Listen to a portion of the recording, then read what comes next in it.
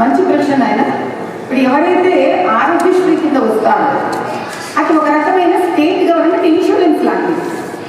అందులో మాకు ఏ పథకాలు అయితే ఉంటాయో ఆ పథకాలని మేము ఆరోగ్యశ్రీ కిందే చేయవలసిందే. ఎందుకంటే ఇది ఎవరికి? జేబులో నుంచి డబ్బులు వేసుకునే పరిస్థితి ఉన్న వాళ్ళకి. మీరు ఇప్పుడు బ్యాంకులలో పనిచేస్తారు, మీకు ఇన్సూరెన్స్ ఉంది, అప్పుడు ఇది వర్తించదు. ఇన్సూరెన్సెస్ ఉన్న వాళ్ళకి, ఆరోగ్యశ్రీ కింద ఉన్న వాళ్ళకి, ఈఎస్ఐ కింద ఉన్న వాళ్ళకి ఇది వర్తించదు. ఈ మూడు లేవు. కానీ నేను జోబులో డబ్బు పెట్టుకొని పని చేసుకోవాల్సి వస్తుంది, ఈ వైద్యం చేయించుకోవాల్సి వస్తుంది అన్న వాళ్ళకి రెండు.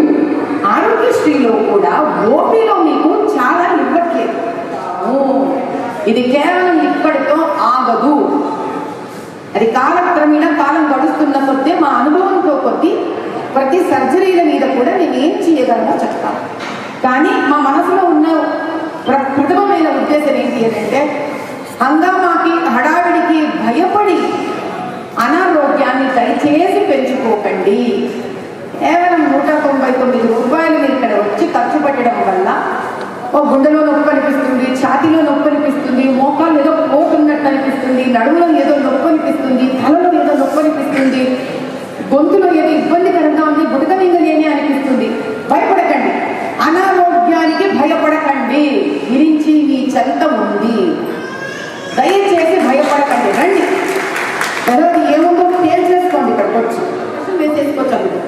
దానివల్ల మాకు ఇన్పుట్ వస్తుంది, ఆలోచింపు చేస్తుంది మమ్మల్ని. ఈ స్కీమ్ని ఇంత అంతా ఇంత అయ్యేటట్టుగా మాకు సహకరిస్తుంది. ఇది కూడా తప్పకుండా ఈ రోజే మీ ప్రశ్నలు మేము తీసుకోవడం జరుగుతుంది. దీని మీద మేము పనిచేస్తాం. ఆ ఇంట్లో తండ్రి లేకపోతే ఎవరైతే ఆదాయం ఉందో వారికి, ఆ వ్యక్తి మీద ఆధారపడుతున్న కుటుంబం ఎంత సైజు ఉందో వాళ్ళకి తెలిపిస్తారు.